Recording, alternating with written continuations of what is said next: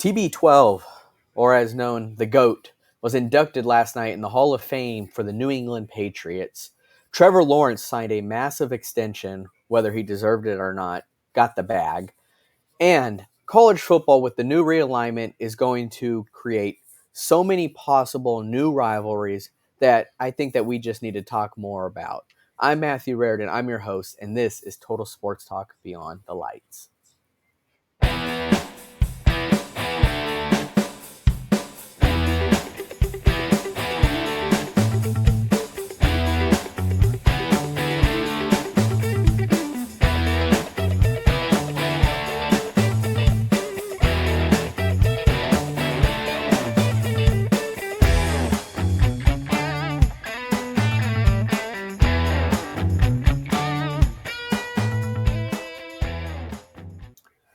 What's going on, everyone, and welcome to another episode of Total Sports Talk Beyond the Lights. I'm your host, Matthew Raridan, and we have a fun and exciting episode happening today. But first, I want to introduce both of my co-hosts that are with me today. First, I've got David Street. What's up, y'all?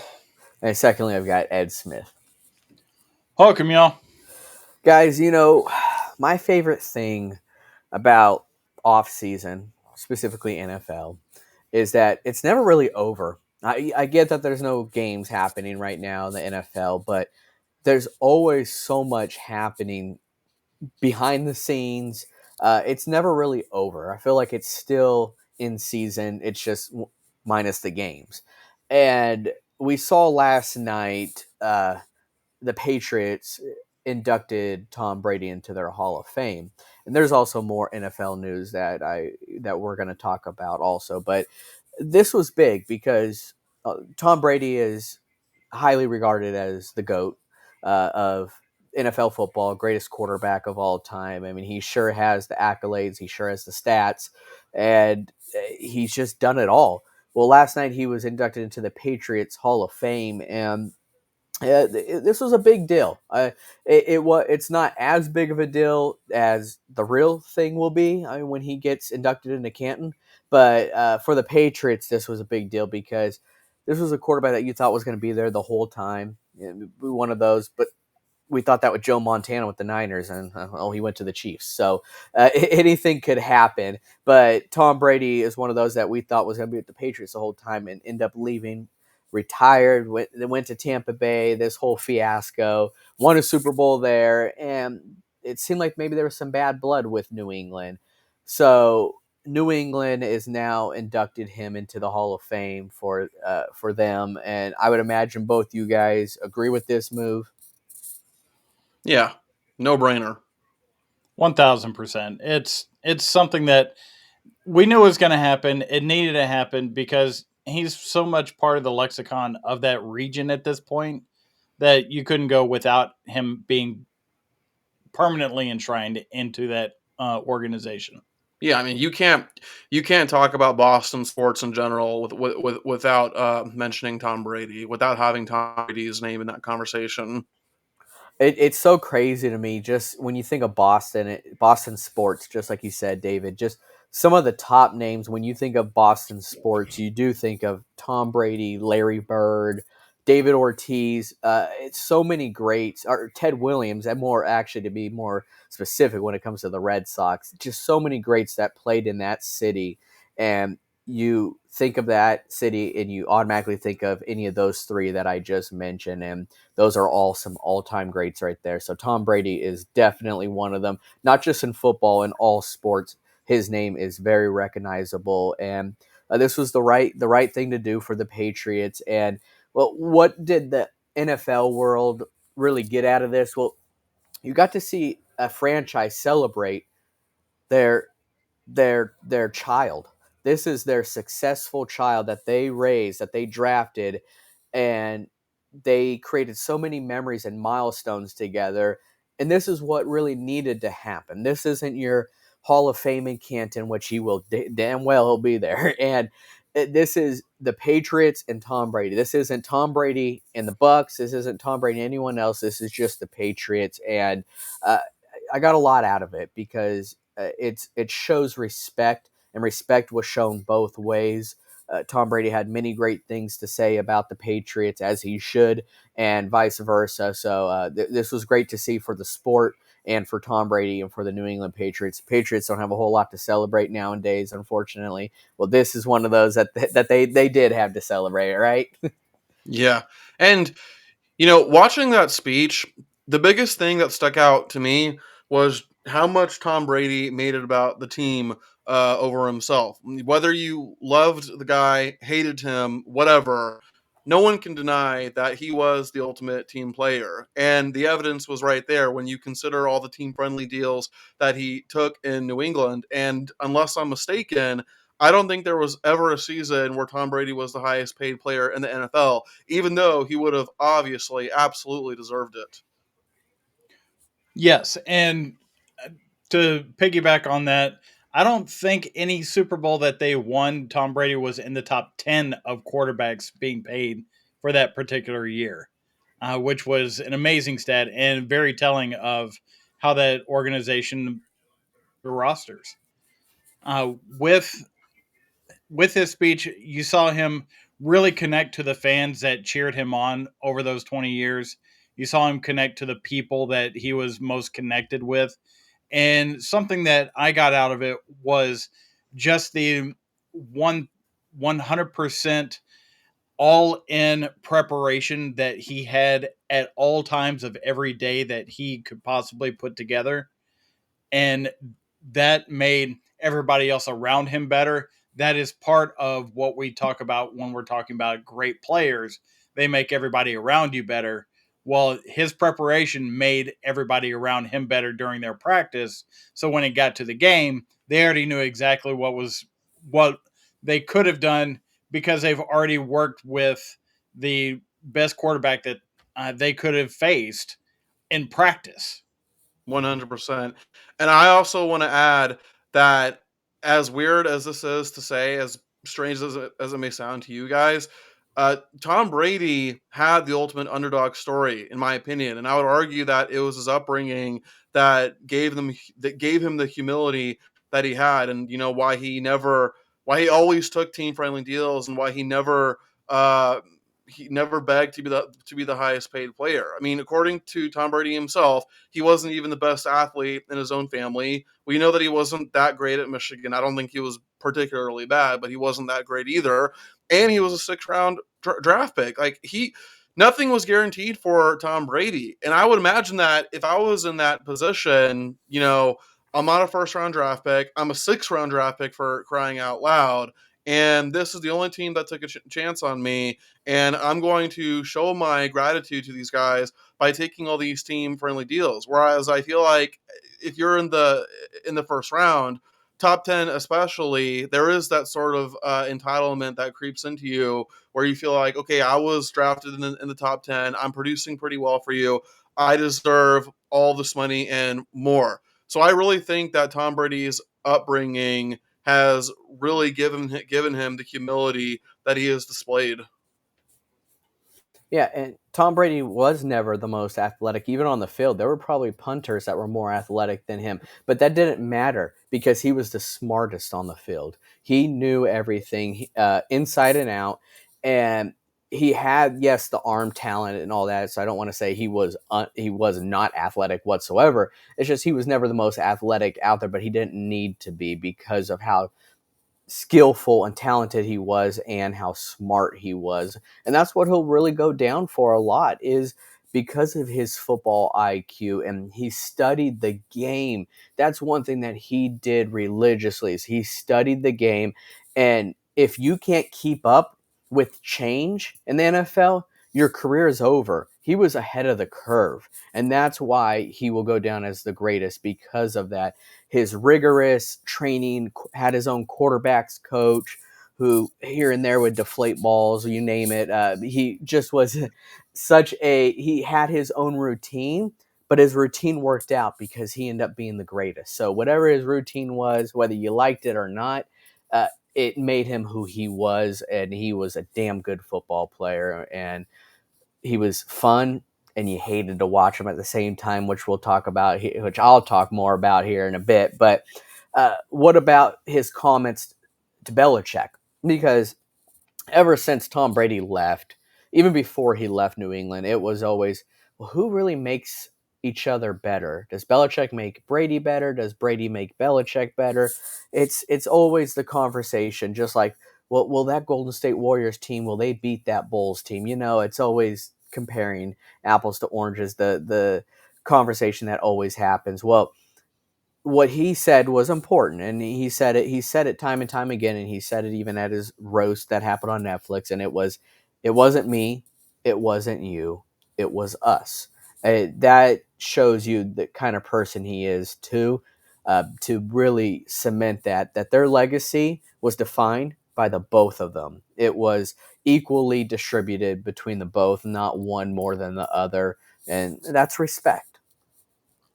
Yeah, and in the ensuing speech that Belichick gave, he talked about the fact that they would meet so many times during a week, and Brady was able to impart to Belichick how he's seeing what is being presented to him in the eyes of a player.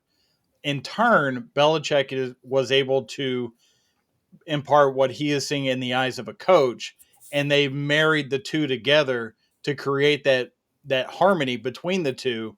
And we said it many times on this show, when you have a head coach and a quarterback that is on the same page, that works on the same wavelength, the frequency is there, then you're going to have a successful organization. And they proved that for 20 years.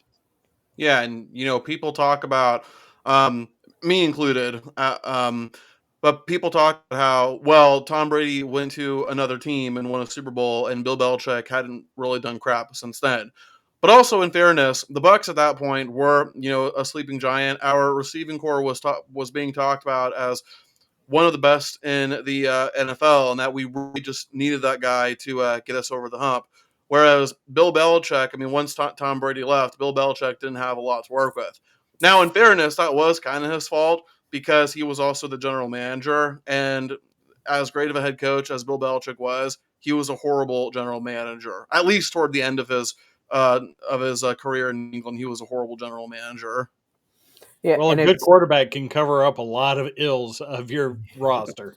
That is true. yes, you can, and it's not always about wins and losses, and that's why when Ed's mentioned this, and I'm glad he did, is that behind the scenes, behind closed doors, there's so much that a head coach, which Bill Belichick was molding Tom Brady, and you could say vice versa, but that's why when just having that marriage there, that shows more of why it was both of them and not just wins and losses even after Brady left, because he could do his best to try to mold Mac Jones, but Mac Jones is no Tom Brady. So that's why you can't just look at wins and losses and how the Patriots performed afterwards, because there's more to it than just that. So it was a match made in heaven when you had the both of them. So I'm glad that he gave that respect to Belichick and vice versa, because that's where it should be. And then, of course, the famous video that's kind of going around is Tom Brady's very fiery, passionate speech about, well, football is hard, but life is hard. And this was a great part of that speech, because there is so much to life. There's so much to sports, being an athlete, but a lot of people that have played sports, they can attest to how important sports was to them. And Tom Brady did just that also, but life isn't just easy. Sports isn't just easy. It's all hard, but you face adversity, you do things over and over and over again, but you continue to put yourself out there. And it's a great parallel, because the same things that you're doing in sports, where you continue to do it, you without giving up, you could use those same principles with life also. And I just think it's a very important lesson, and a lesson that I learned young too, playing sports. It just is something that, to me, it always resonated that way. To some others it may not, but I think it was very important, and I think Tom Brady hit the nail on the coffin exactly how he said it. Your guys' thoughts on that? Well, I will say that while I did not play football, I he could speak to it in the football lens. I was a band nerd, I'll be honest. Uh, but in Same that here, brother. but in the marching band, for the high level that we performed at, which was just a couple steps below the National Traveling Drum Corps International, there was a lot of practice time. There was a lot of effort. There was a lot of those same things that Tom Brady talked about in his speech. The getting up at 6 a.m. when your friends are sleeping in and eating pancakes. You're out on the field. You're trying to make this show better. You are doing all the things. And overcoming the adversity of what it means to be part of something larger than just one person. And I resonated completely with that portion of the speech. And David, you as well. Yeah, 100%, Ed. I mean, much like you, I was also a bad nerd from freshman year all the way up to senior year. And personally, freshman year of marching band was by far the hardest, and there were many times when I wanted to quit. But the band director, staff members, my friends, they all believed in me, and because I didn't quit, because I chose to stay, it got to a point where senior year it was just easy breezy, because of all the work that they put in. Now I'm not going to tell you that I was the best player or the best marcher, far from it. But I am happy that like I said, I am happy that I didn't quit, even though I had thought about it, and especially the part when Tom Brady talks about how it's hard. There were plenty of times when I was in marching band where my friends and I would have tough conversations, like my friends who were in marching band. There were times when they were hard on me, and in that moment I hated them, and I wanted to go off on them, but I know they were hard on me simply because they wanted the best for me. And it was because of those experiences that we were able to become a unit, and why we were able to succeed in what we did. Yeah, because it's more than just one person. Like I had said, it is a team, and that team, the Patriots team, the many teams that he had there with the Patriots, they accomplished so much. It's more than just his individual accomplishments or goals. It was the team itself, and they did accomplish a lot of those goals. And it's more than just one person, and that's what a team sport is. Ed, I gotta ask, what instrument did you play in marching band? Cornet. Nice. You are probably gonna know this, Ed, but I played the baritone. Sweet. Yep. For those Nice. of you who don't know what that is, it's basically a fat, oversized trumpet. Was there any quotes, anything that really stood out to you guys at all on this? Ed, is there one that Tom Brady said about himself? Well, what stood out to me is the fact that um, he was paid $10,000 to name drop his teammates. Yeah, that So was funny. that was a good point, and it just goes to show the close and kidding nature that they had, that family bond that they have amongst themselves, because they did go through so much together. Hmm. Yeah.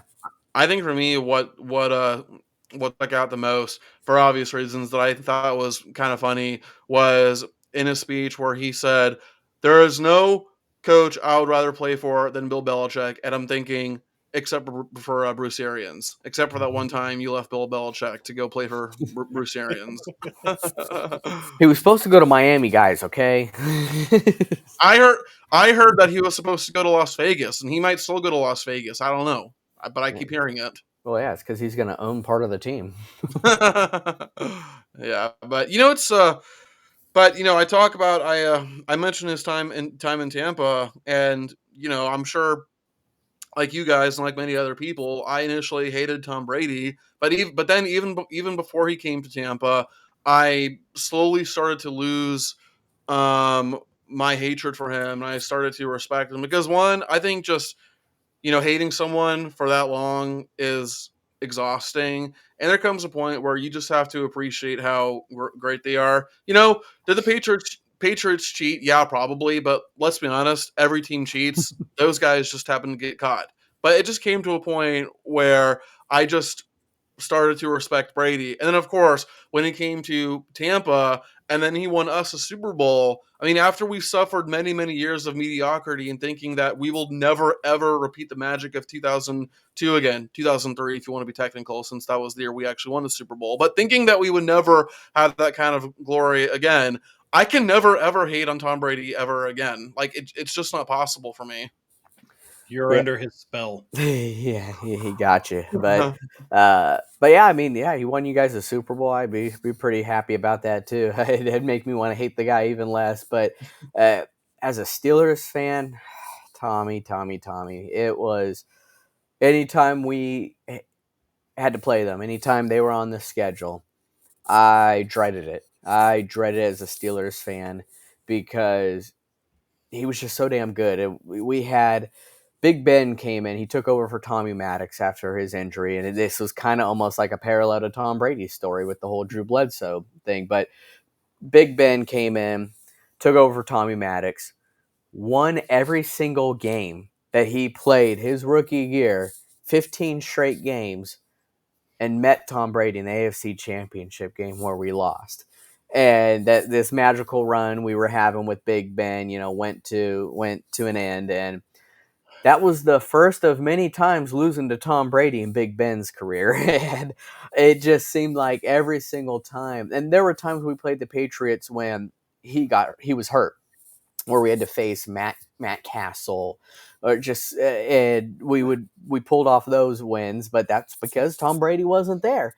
But when he was there, it was dreadful, and we had close matchups, and we had matchups that were not close at all. I'll never forget when we went into a game against them, and we were feeling so confident. This is when they had Julian Edelman and Danny Amendola, and we had the perfect scheme against them, but we didn't have the scheme against Chris Hogan. And he lighted us up. I kid you not, I think Chris Hogan had to have maybe 200 yards against us receiving because we were so focused on Gronk. We were so focused on Edelman and Amendola. We left the other wide receiver wide open. And he schooled us. He torched us. But then we had the Jesse James infamous play. And it seemed like any time we played Tom Brady, the calls went towards his way. When you hate someone, it just seems like that's fuel to your fire. Not saying the refs did it on purpose, but you start seeing those things and you start making them up in your head. And I did not like him one bit. He was a prima donna, and then things started to turn, and he started to become more likable, fun actually to watch, because you started realizing this guy's great. He's probably going to end up being the greatest. So as a football fan, I have to like this. But then, secondly, he wasn't this prima donna princess anymore. He seemed more loose. And when he went to Tampa, especially, I was pulling for him. I really was, because he became that likable guy that I didn't think I'd ever like.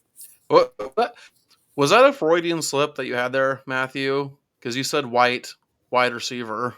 I did. No, that's Chris Hogan. Yeah, it's Chris Hogan.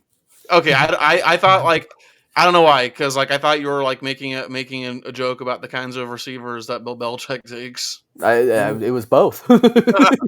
It was both. But here you are, you're lining up against them, and you're like, all right, I got this white wide receiver, I got this white tight end, this white wide receiver. Not just white, but like guys that he would pull from grocery stores and Walmart and all that. He was a quarterback at Kent State. All right, let's be real. Yeah. Yeah, and as I was watching Tom Brady over the years that he was in New England, me being a Packers fan, there was always the comparison between he and Aaron Rodgers. One, I feel, is maybe the most talented quarterback we've seen, and the other being the most accomplished quarterback we've seen. And that's always been a fun debate in my mind of what do you value more? Do you value the talent and the things that he can do, or do you value what the end result is of what he's been able to accomplish? And because I did not have anybody in that conference, in that division, nowhere near close to playing him every single year like you, Matthew, I had to rely on that type of conversation between between the two quarterbacks, and in the end, it really became more like Vince Vaughn's character in Anchorman. I hate you, Ron Burgundy, but I respect you. And that's, I think everybody in the NFL had the exact same level of respect for Tom Brady by the end of his run in New England. Going to Tampa, that's a bonus. That was him being able to show his preparation trumped whatever was being done in the organization by letting him go. And he was able to shine and get the Super Bowl with your team, David, and cemented that legacy that maybe he did not need Belichick as much as Belichick needed him. But you've got to also look at Belichick was holding up an entire franchise versus having the preparation and the play that brought a team together like Tom Brady did in Tampa. Yeah, I mean, like I said, man, I can never hate on Tom Brady again after what he did for my team. Can't do it.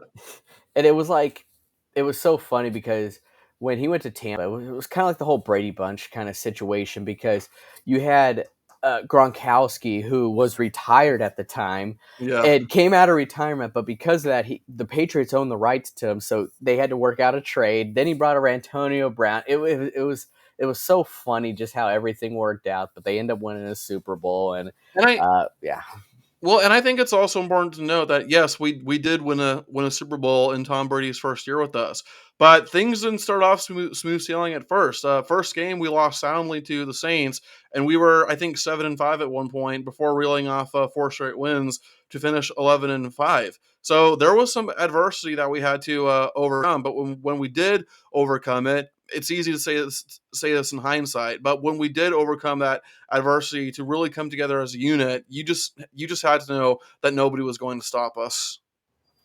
yeah, it was a pretty great run going, especially in the postseason. But I want to talk about another team in Florida, not the Bucks, but the Jacksonville Jaguars, as they just signed their starting quarterback to a massive, massive extension. I, Cha-ching! I agree with the extension. I don't agree with the money. I want to tell you that right now. Trevor Lawrence definitely deserved an extension. He's their guy. Okay, there's no denying that. But what I will deny is that he is not a top earning paid quarterback in the NFL, because right now he is. And be with this extension, and that's just where I don't agree with it. This was, like I said, a massive extension, 5 year, $275 million extension with $200 million guaranteed. Gosh, where are teams getting this money? I don't know. And why are they throwing it at quarterbacks that aren't really at the top of their game? I mean, look at Kirk Cousins, what he got, I'm sorry I have to cover up the logo here, but even Justin Herbert didn't deserve being one of the highest paid quarterbacks, in my opinion, yet. Not to say that Trevor Lawrence may sometime he may get there, but right now Lawrence doesn't, Herbert doesn't, Kirk Cousins sure as hell doesn't. Okay, but uh, that's just my opinion when it comes to this. So as far as, I'll ask you guys a question, you already know my opinion. Was Trevor Lawrence overpaid? I don't think he was, in my opinion, and we talked about this before, but I don't think every single extension has to be an overpayment. But also, I think you can't look at it through the lens of stats. I think you have to look at it more through the lens of, look at where Trevor Lawrence has led the Jaguars compared to where they were last year. I mean, these are some of the best years that the Jags have gone through in their franchise history, and it's also where he could potentially lead them in the future. I mean, the guy still has a very bright future. The guy still has a very high ceiling. So I don't think this is something where you just look at the stats, because stats don't always tell the whole story. I think it's more about the impact that he's made for that franchise, in my opinion. And what I see out of it is Trevor Lawrence, his value to that franchise is the money that he's getting. It isn't his place as far as where he is in the quarterback hierarchy in the NFL that gets him that money. It's his value to that franchise. So I'm with you, David. He's worth the money because the Jaguars believe he's worth the money.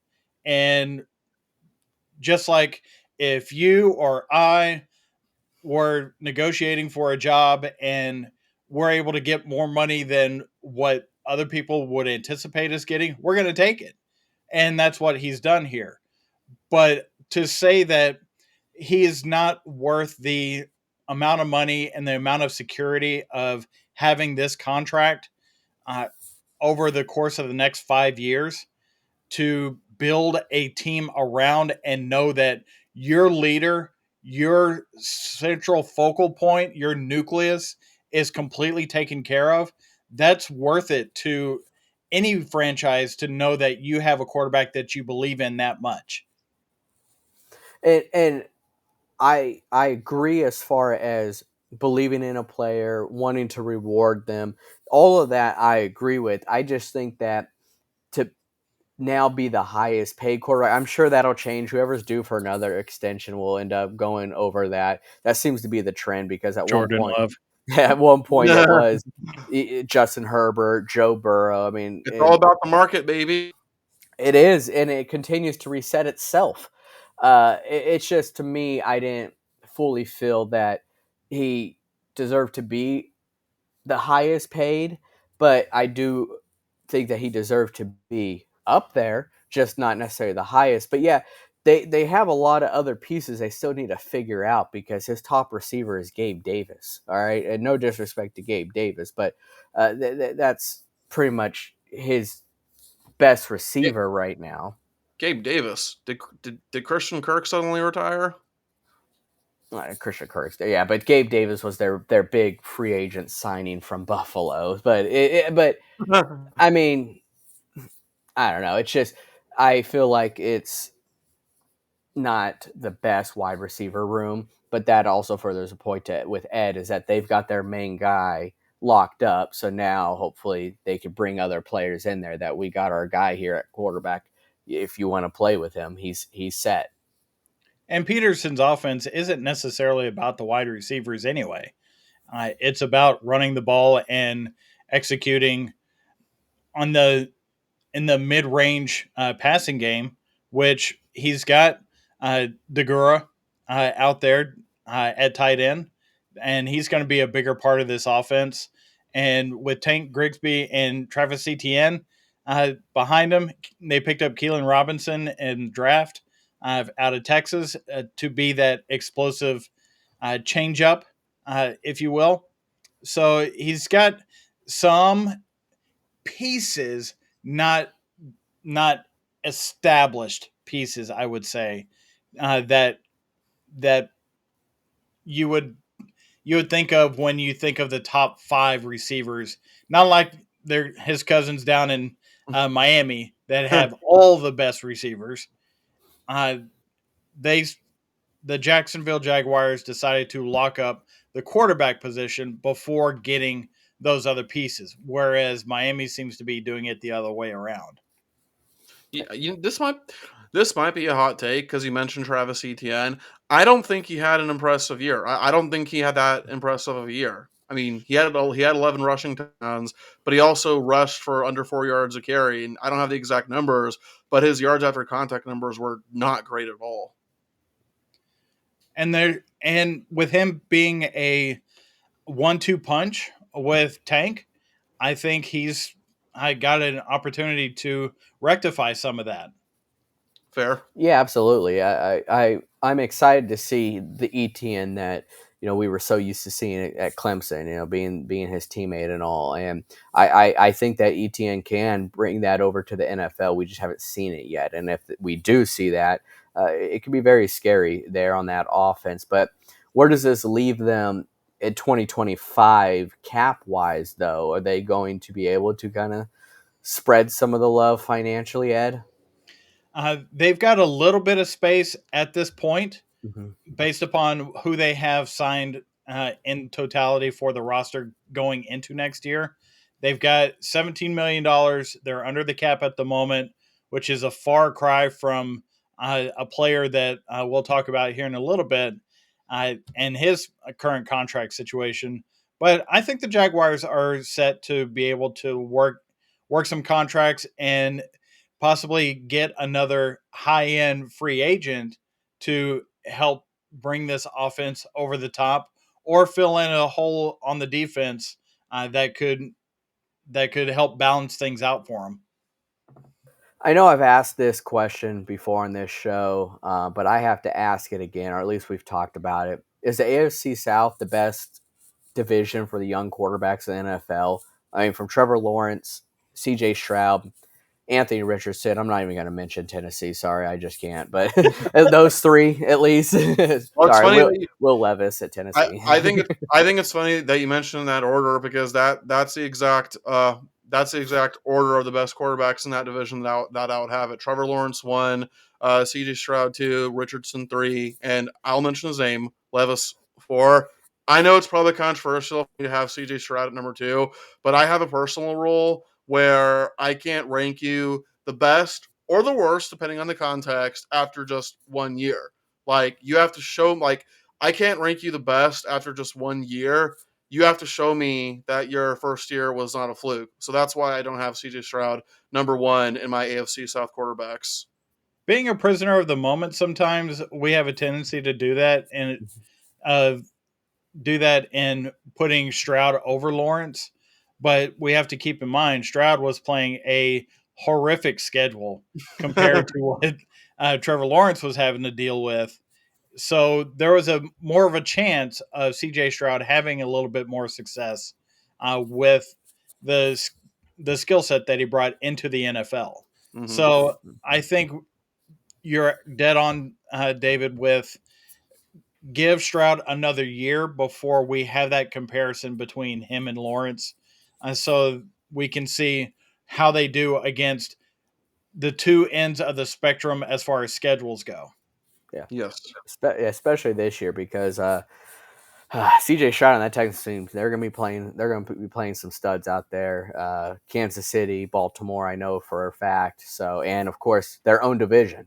And a healthy Anthony Richardson in that Colts team could be a fun team to watch as well. And that's another thing. Anthony Richardson was a rookie and being hurt. We have yet to see the potential of that Colts team. So I agree with you, David, on your rankings there, but it is one fun division to watch, especially with the young quarterbacks. And I feel like here in a couple years, we're going to have the same talk where CJ Stroud's getting the next big extension. So if he continues to keep it up, but it's only been 1 year, so to be determined. But if he does what he did this year for the next couple years, he'll be the next man up. Another, I don't even know why it's big. It's only big because it's his name, and at one point he was going to be a vice president for a presidential candidate. But Aaron Rodgers not at mandatory mini camp for the Jets, and gosh, it's like the media loves to talk about Aaron Rodgers, whether he's at a ayahuasca retreat at Joshua Tree or he's in the Galbi Desert. I mean, it doesn't matter where he's at. They're going to talk about him, and he's not there, so they need to talk about him, right? Of course they do, and because it's the New York media market, it is. They are notorious for poking and prodding and going deeper into every little detail than any place else in the NFL.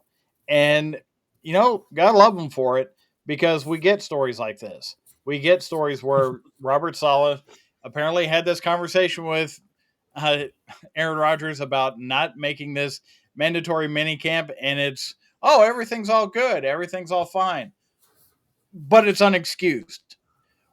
What I don't understand that part of it. If they had that conversation, why would the absence be unexcused, and why would they not tell the team that their quarterback, their nucleus is not going to be there until they show up Tuesday and go, "Hey, where's Aaron? I Yeah. don't know where Aaron is." And Tyrod Taylor's sitting there like, I am I doing reps? I wore my sweats today. I man, I thought I was getting some rub down in the training room. I was here I am like throwing reps. he's What? Come on. he's like James Vanderbeek in Varsity Blues. He was over there reading a book in his playbook. Right? I don't want your life. Yeah, it's sure that, and it sounds like now they have a communication issue on their hand. If this is the case, Right. I mean, this is a quarterback that missed all of last year because of the injury. He wasn't necessarily with the team while he was rehabbing, but he's been there through all these voluntary camps. He's been there through all these workouts. He's made those connections during the off season. He just up and decided that he wasn't going to do this one. And when you were talking about Aaron Rodgers, to your point, Matthew, he has constantly made it about himself and where he wants to do and what he wants to do in life, because football, while it's number one in his life, it looks from the outside in that it's just something that he does, but he really wants to do all these other things and experience life while he can without football in it. yeah, because I know that he had pretty much a prior engagement. That's what it sounds like. I don't really know exactly what the story is, if it's even made public where he was or why he missed it. I'm not sure, but it sounded like it was something that he had already marked on the calendar and it was more important to him. So that's where he was. But Alvin Kamara with the Saints left minicamp in pursuit of a new contract. And this is the guy, I mean, on a mini rant here, you were just suspended. There's video evidence of you assaulting someone, and you didn't have the best of years after coming back from that suspension, and now you want this new contract and you're making a deal about it. You're going to have to earn that back again, in my opinion. After what you just did, you need to earn that, and him leaving is an interesting situation. But what's even more interesting is the Saints are $88 million over the cap for 2025. They don't have the means to get you a deal right now, okay? I mean, unless they make it really back heavy or they give you a massive signing bonus up front. It's just not really in the cards for the Saints. Dude, that organization is a complete joke right now. I mean, the Alvin Kamara fiasco. Michael Thomas is not the same player as he was before. Derek Carr talking crap about Michael Thomas on a podcast. Dennis Allen just being a very, very bad head coach. That's enough. There is no hope in NOLA right now. I mean, you take Sean Payton out, you take Drew Brees out. They were the culture. Mm-hmm. We were talking just a little earlier about Belichick and Brady. Well, in NOLA, it was Brees and Peyton, and they set the standard. And once they were gone, there is no standard. And I feel like this organization really tried to hang on to the last remnants of Sean Payton's tenure and overpaid players that did not need to still be there, but they wanted to have those players that really got the fan base excited because they were still the Saints. They were still that team, and they're just not. Dennis Allen is not the same leader. He's not the same culture builder. He's not the same organizer. He is not the same boss figure that Sean Payton was on the sideline for this team.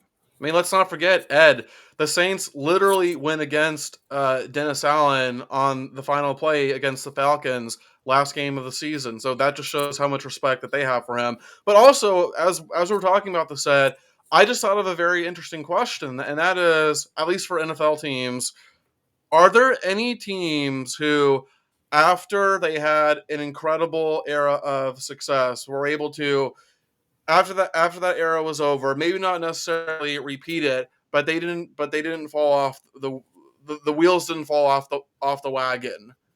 I can't think of any teams off the top of my head. The one that comes to mind immediately for me is the San Francisco 49ers in that transition between Bill Walsh and Joe Montana going to George Seifert and Steve Young. That's the one that shows out to me, and even went so far as to get Steve Young his Super Bowl in '94 for that '94 season. The infamous "get this monkey off my back" clip. Well, that's really what that was. And to your point, David, there is the old adage: you don't want to be the guy following the guy. You want to be Hmm. the guy following the guy that followed the guy. Well, that team is probably the only one that I can think of, like you said, off the top of your head, to really maintain that level of excellence following the guy. Yes, absolutely. I would agree with you 100%. Yeah, and before they could even rebuild, I know you'll probably say this is part of the rebuild, but before they can even rebuild, they need to start by getting rid of Dennis Allen, bringing in another head coach that is going to lead this rebuild. I don't think there's a single player on that team or even in the NFL where you ask them, you want to play for Dennis Allen? They're not going to say yes. Okay, they don't. They showed already that they don't respect him, and he's just not their guy as a head coach. Just like Brandon Staley with the Chargers, just wasn't their guy. Okay, it's just it's not going to work out. But the Saints, just from top to bottom right now, are a disaster, and there's really no hope there. Maybe Zion could go play some football. I don't know. He'll probably get hurt, but it's about the only thing they got going for them down there. Yeah, go get a coach like Matt Patricia. I'm kidding. Oh my God. That was a good one, Ed. Speaking of Matt Patricia and going back to college, we got some realignment going on in college for this upcoming year.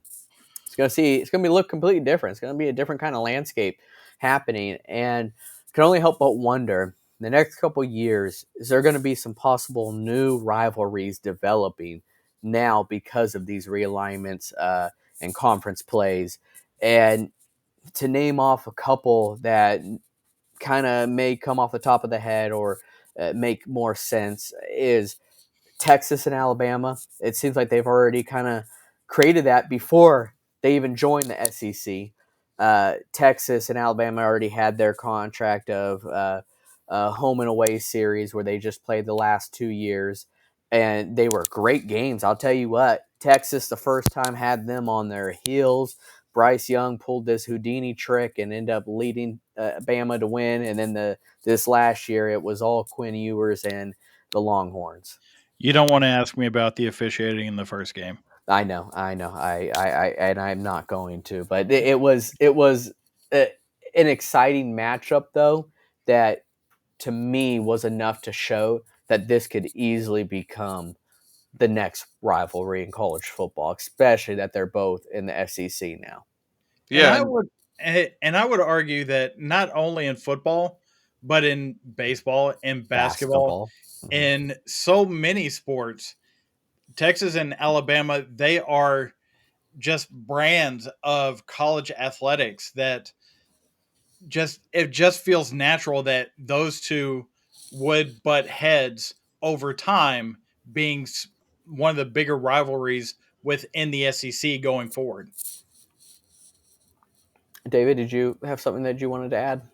yeah. I think there's plenty you can look at. I think there's potential for Florida and Oklahoma to develop into a rivalry. Now, granted, we don't play each other on our schedules for the next 2 seasons, but the potential for a future rivalry is there. Ed, I think a potential to build a rivalry with you guys because we are playing you guys on our schedules for the next 2 years. And of course, there is a bit of there's already some like recruiting battles there. We lost Xavier Filsame to you guys, and of course, DJ Lagaway being from Texas. I'm sure you guys were in on him at one point. So there is definitely something there. And Ed, I mean, I know you kind of already said or implied it, but I think the Texas Alabama rivalry, potential rivalry, is intriguing. And in fact, I'll let you say it because I don't want to take credit for what you said. But it had to do with them being the flagships of their respective conferences.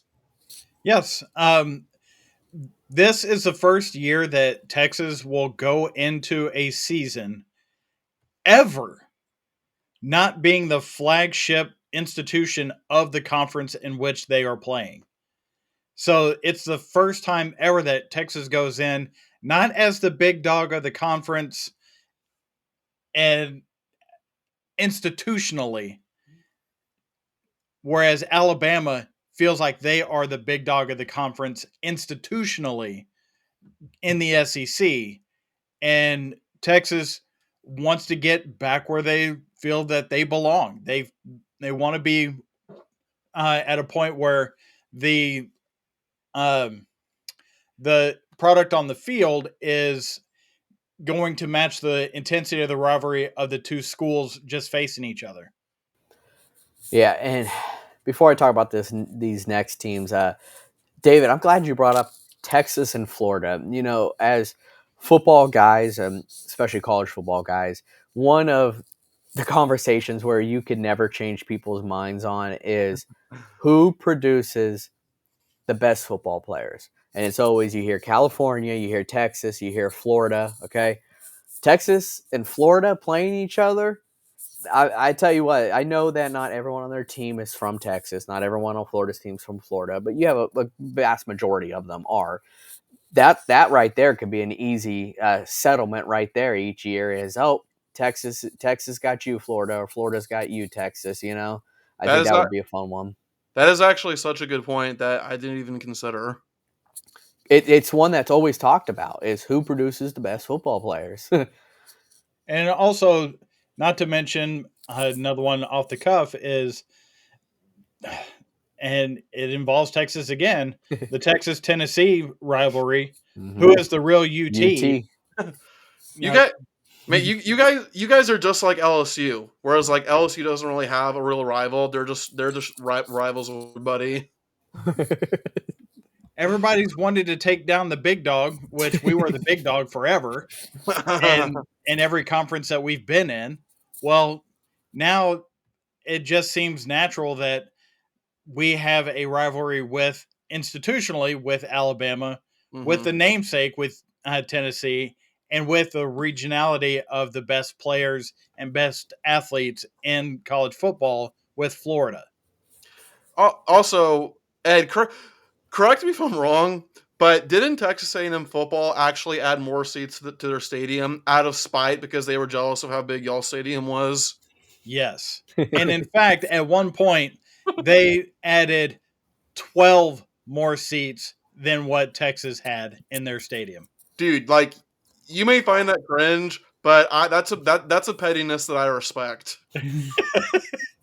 Yep. I I know a lot of of Aggie fans and Aggie alums, and I have no problem with them.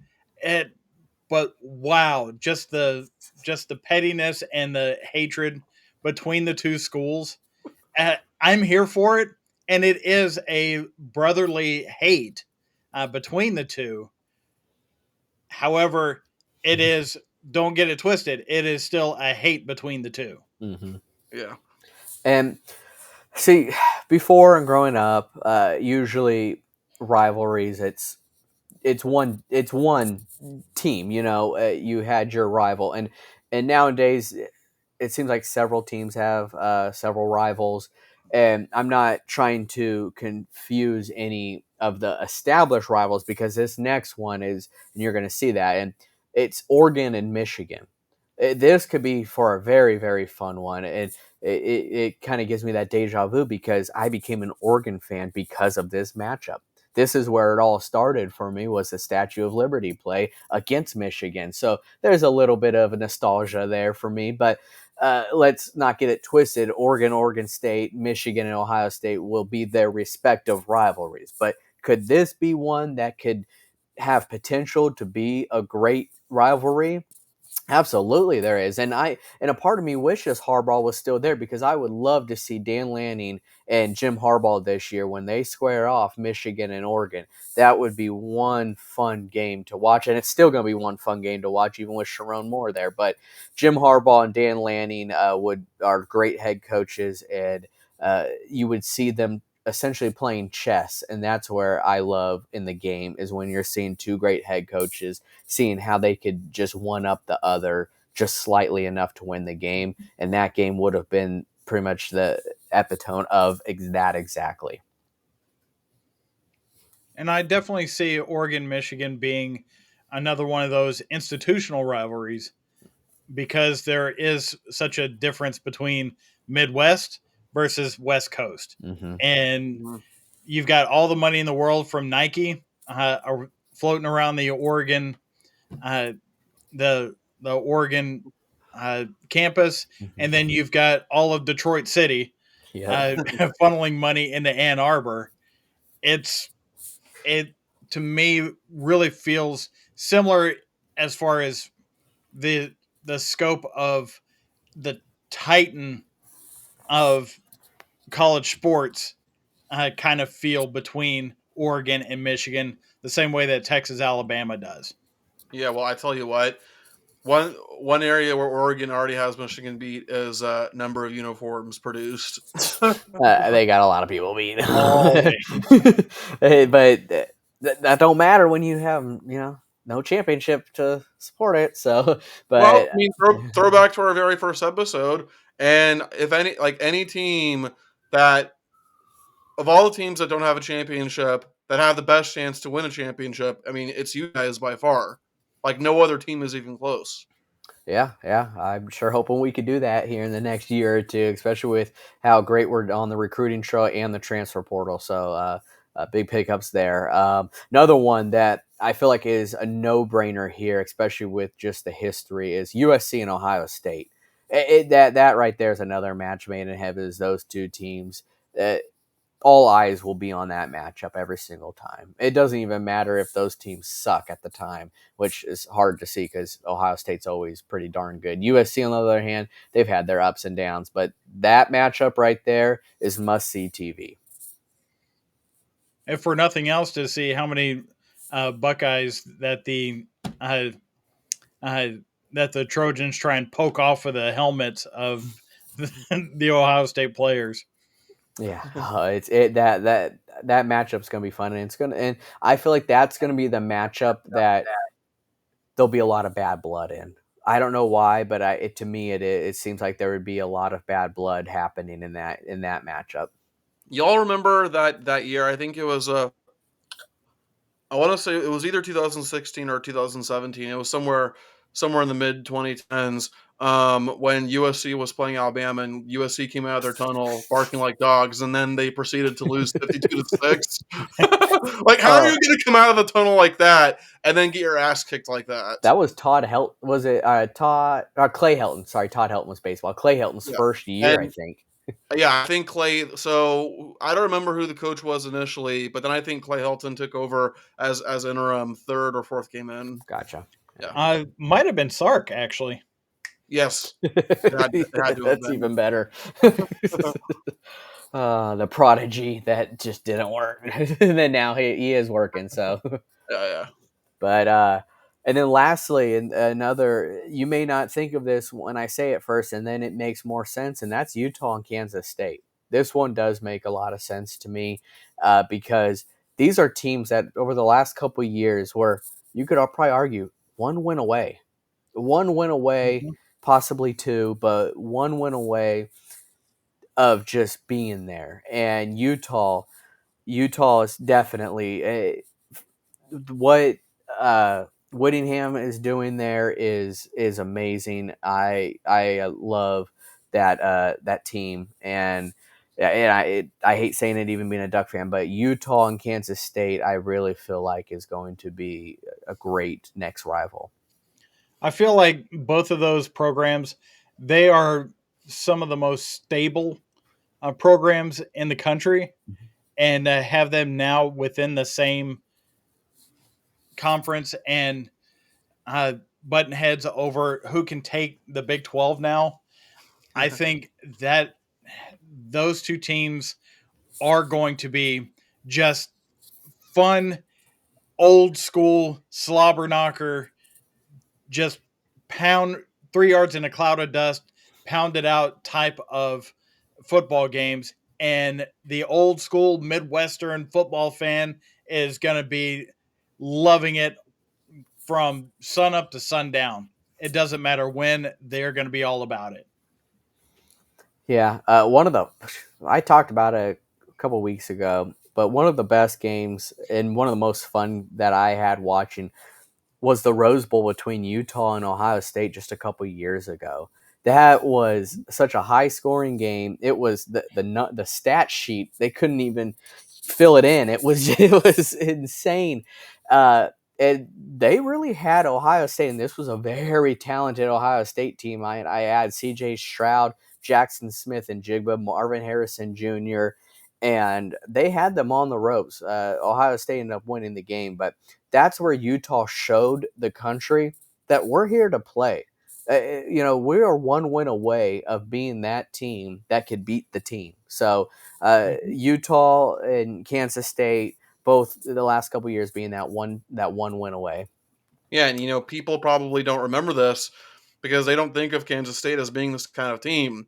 But there was a season, it was Colin Klein's Colin Klein, yeah, yeah, senior year, I think, where they were actually ranked number one at one point. They were a game or two away from literally playing in the BCS national championship, and having Bill Snyder as their head coach certainly helped too. Definitely. And there is one that is kind of lying in the weeds for those that follow those programs specifically.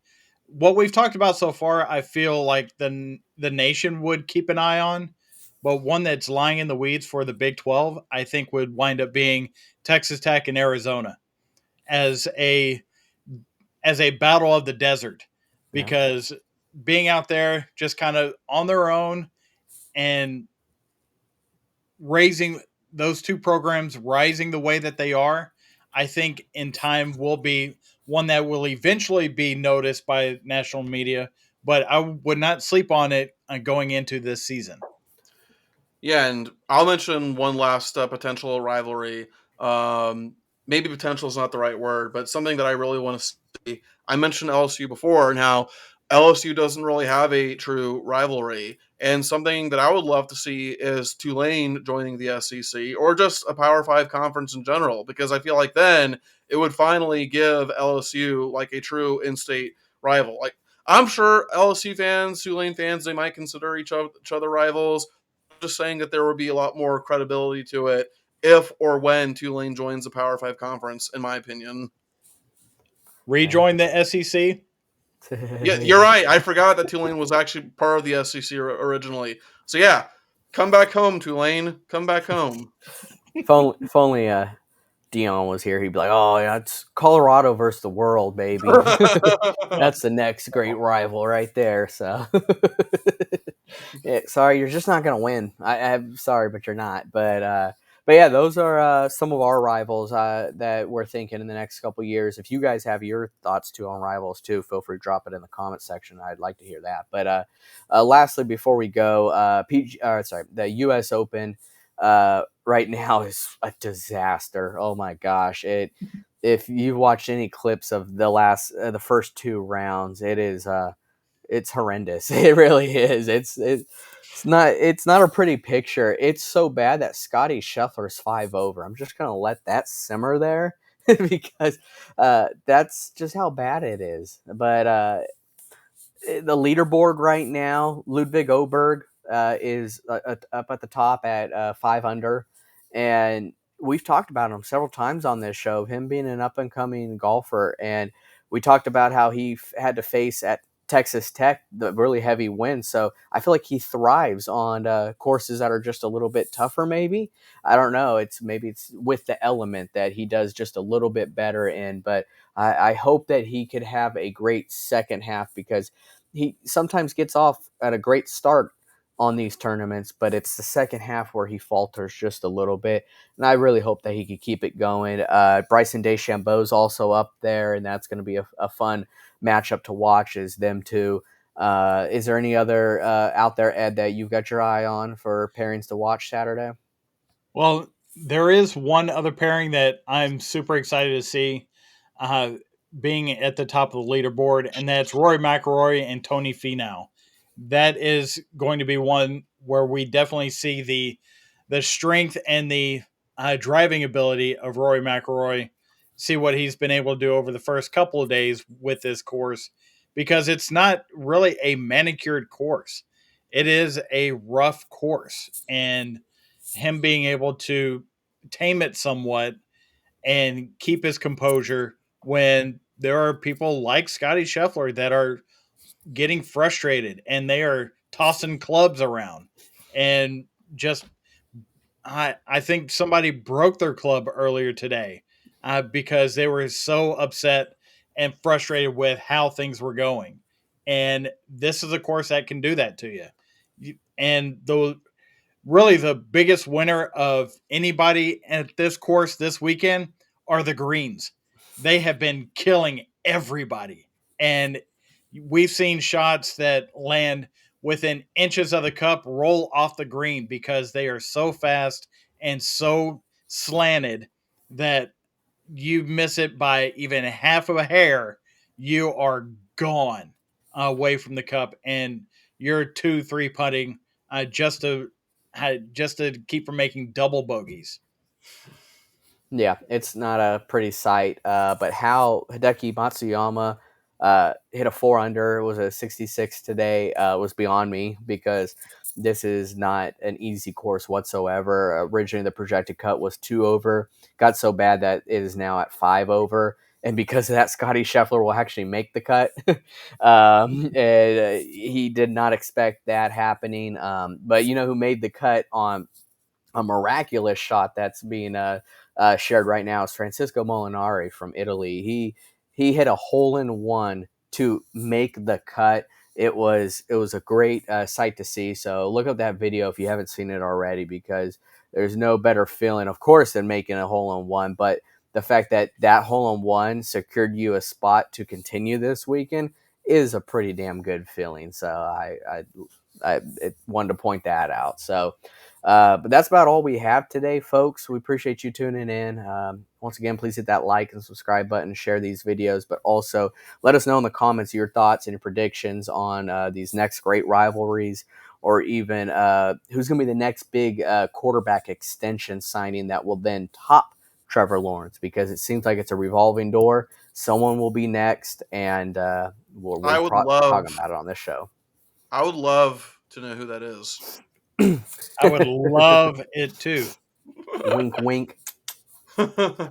We may find out, though, here soon enough, but we'll be talking about it and breaking it down this show, sure enough. So we appreciate you guys tuning in. Just a heads up, I will be absent for the next couple of shows, as me and my wife will be having our first child. So you'll be not seeing me, but you will have David and Ed carrying it on, and I appreciate them being here in my absence. But till next time, guys, we are rounding third, and we are headed for home.